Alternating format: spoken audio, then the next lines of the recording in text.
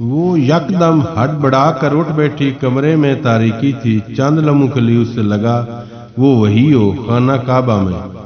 پھر جیسے وہ حقیقت میں واپس آ گئی، اس نے اٹھ کر کمرے کی لائٹ جلا دی اور پھر بیڈ پر آ کر دوبارہ بیٹھ گئی۔ اسے خواب اپنی پوری جزیات سمیت یاد تھا، یوں جیسے اس نے کوئی فلم دیکھی ہو، مگر اس آدمی کا چہرہ وہ اسے نہیں دیکھ سکی تھی۔ اس کے مڑنے سے پہلے اس کی آنکھ کھل گئی تھی۔ خوش الحان آواز جلال انصر کے سوا کس کی ہو سکتی، اس نے سوچا، مگر وہ شخص دراز قد تھا، جلال انصر سانولا تھا۔ اس شخص کے احرام میں سے نکلے ہوئے کندھے اور بازو کی رنگت صاف تھی اور اس کی آواز شناسا تھی۔ وہ یہ پہچان نہیں پا رہی تھی کہ یہ آواز جلال کی تھی یا کسی اور کی۔ خواب بہت عجیب تھا، مگر اس کے سر کا درد غائب ہو چکا تھا اور وہ حیران کن طور پر پرسکون تھی۔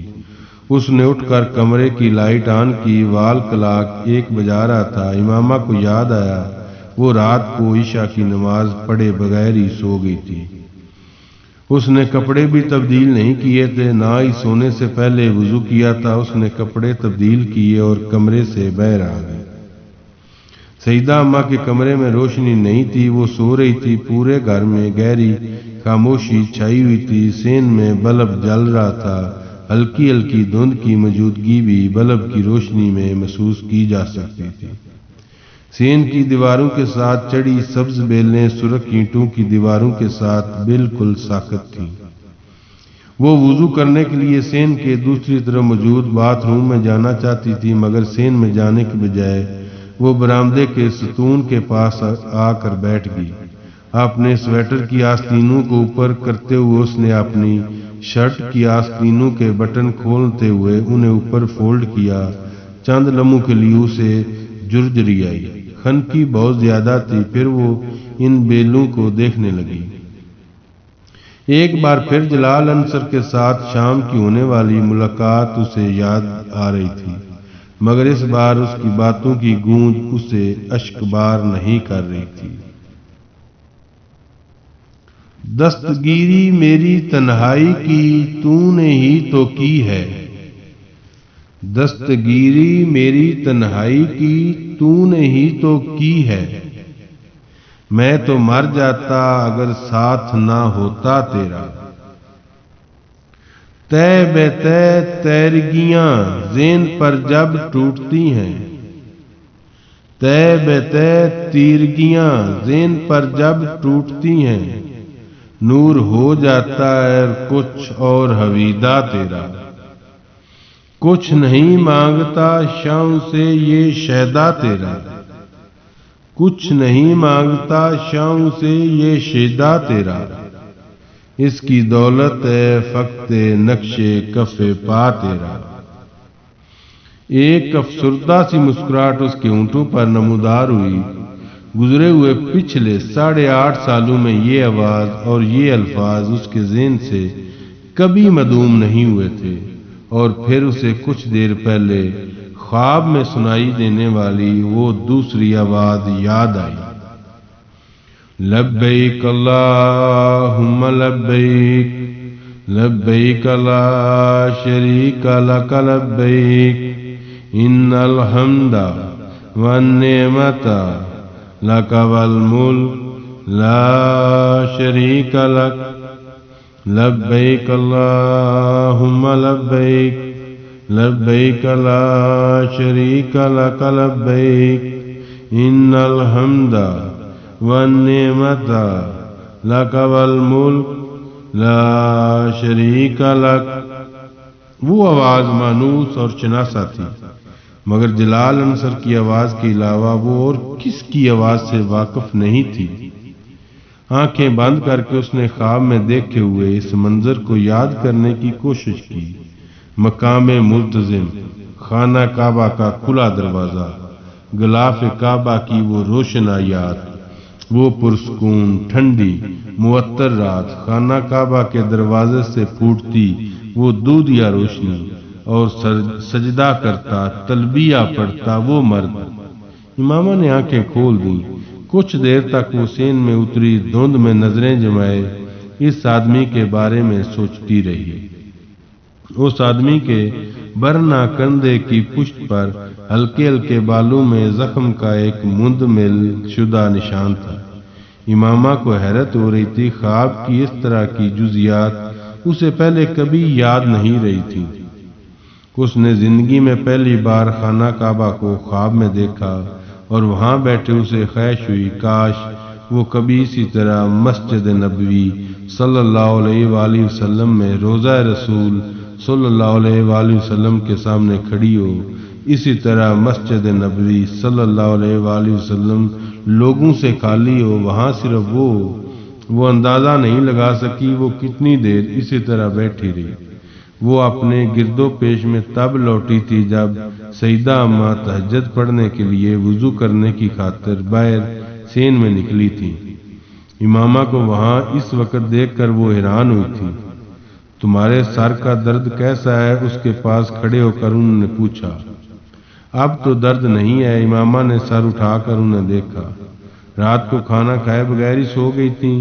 وہ اس کے پاس برآمدے کے ٹھنڈے فرش پر بیٹھتے ہوئے بولی۔ وہ خاموش رہی۔ سیدہ اماں ایک گرم اونی شال اوڑھے ہوئے تھی۔ امامہ نے ان کے کندھے پر اپنا چہرہ ٹکا دیا۔ اس کے سن چہرے کو گرم شال سے ایک عجیب سی آسودگی کا احساس ہوا۔ اب تم شادی کر لو آمنہ، سیدہ اماں نے اس سے کہا۔ وہ اسی طرح گرم شال میں اپنا چہرہ چھپائے رہے۔ سیدہ اماں پہلی بار یہ بات نہیں کہہ رہی تھی۔ آپ کر دیں۔ وہ ہمیشہ ان کی اس بات پر خاموشی اختیار کر لیتی تھی، کیوں وجہ خود بھی نہیں جانتی تھی، لیکن آج پہلی بار وہ خاموش نہیں رہی تھی۔ تم سچ کہہ رہی ہو؟ سیدہ اماں اس کی بات پر حیران ہوئی تھی۔ میں سچ کہہ رہی ہوں اماں، امامہ نے سر ان کے کندھے سے اٹھا لیا۔ تمہیں کوئی پسند ہے؟ سیدہ اماں نے اس سے پوچھا۔ وہ سر جھکائے سین کے فرش کو دیکھ رہی تھی۔ کوئی مجھے پسند ہے؟ نہیں، مجھے کوئی پسند نہیں۔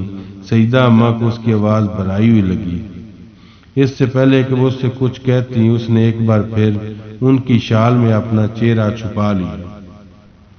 تمہاری شادی ہو جائے تو میں بھی انگلینڈ چلی جاؤں گی، انہوں نے اس کے سر کو تھپ تھپاتے ہوئے کہا، اور اس کے سر کو تھپ تھپاتے ہوئے انہیں احساس ہوا وہ ان کی شال میں منہ چھپائے ہچکیوں سے رو رہی تھی۔ آمنہ بیٹا کیا ہوا؟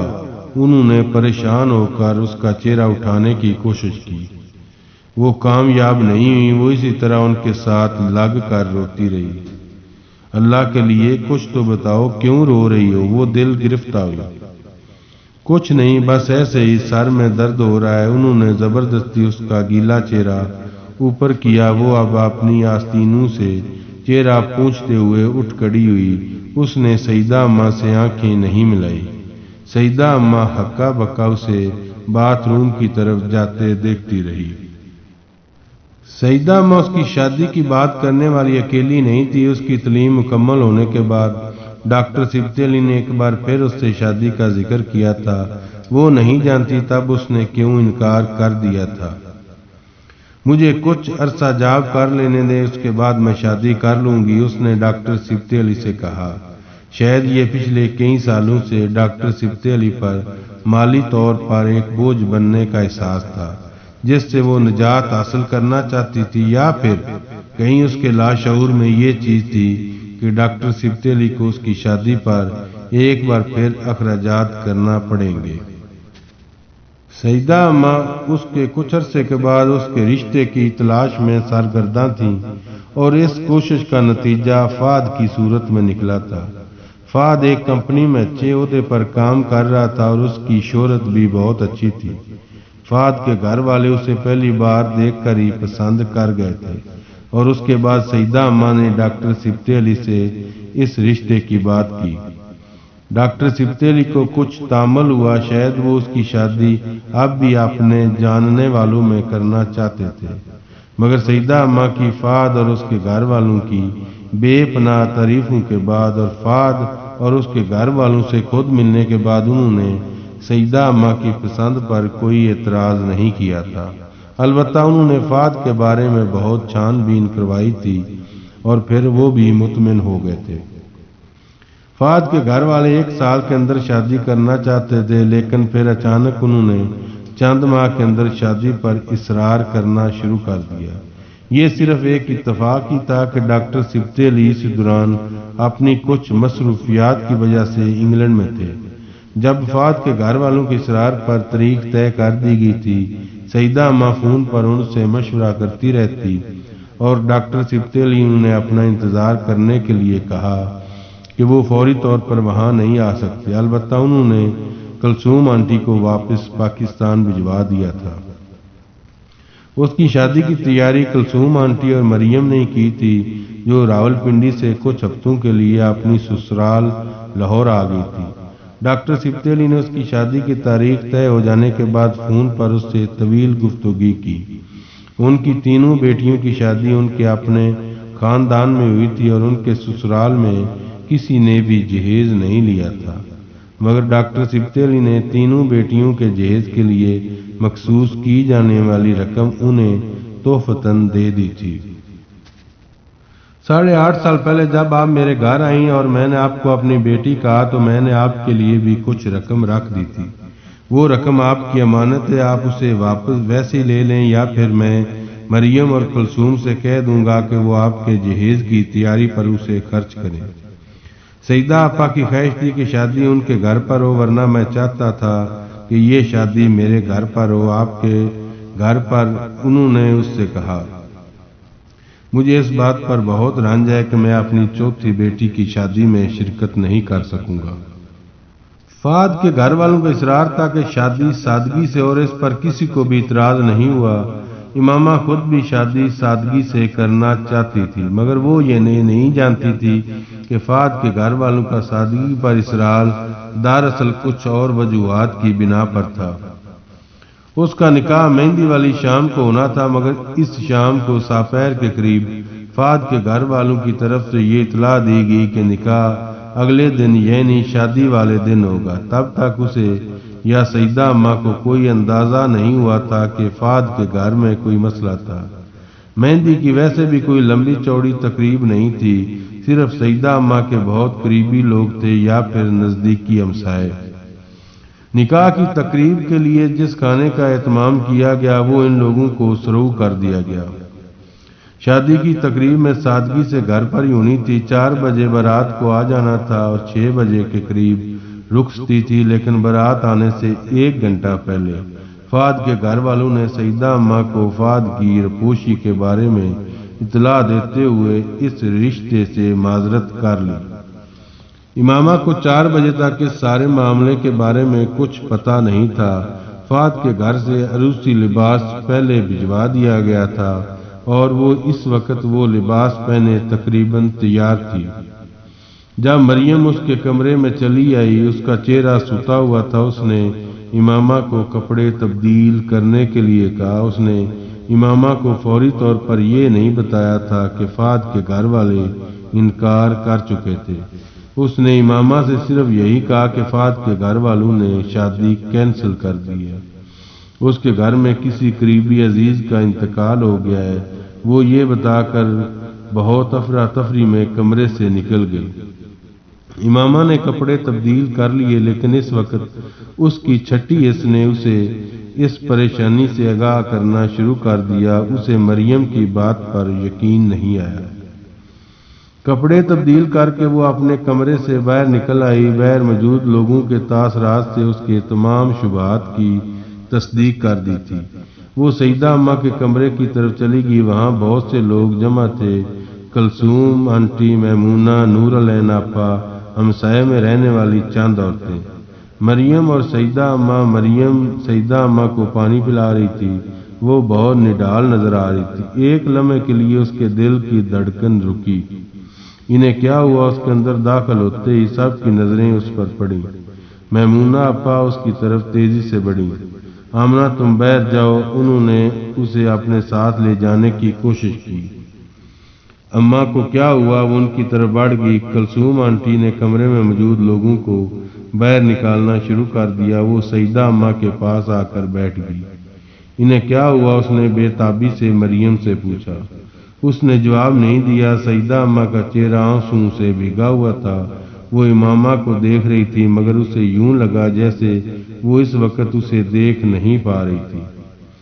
گلاس ہاتھ سے ہٹاتے انہوں نے اس سے ساتھ لگا کر رونا شروع کر دیا۔ کمرہ خالی ہو چکا تھا، صرف ڈاکٹر سبتے علی کی فیملی وہاں پر تھی۔ کیا ہوا اماں، مجھے بتائیں، امامہ نے انہیں نرمی سے خود سے الگ کرتے ہوئے کہا۔ فہد نے اپنے گھر والوں کو بتائے بغیر گھر سے جا کر کسی اور سے شادی کر لی ہے۔ مریم نے مدھم آواز میں کہا، وہ لوگ کچھ دیر پہلے معذرت کرنے آئے تھے، وہ لوگ یہ رشتہ ختم کر گئے ہیں۔ چند منٹ تک وہ بالکل ساکت رہی، خون کی گردش، دل کی دھڑکن، چلتی ہوئی سانس، چند سیکنڈ سب کچھ جیسے رک گیا۔ کیا میرے ساتھ یہ بھی ہونا تھا؟ اس نے بے اختیار سوچا۔ کوئی بات نہیں اماں، آپ کیوں رو رہی ہیں؟ اس نے بڑی سہولت سے سیدہ اماں کے آنسو صاف کیے۔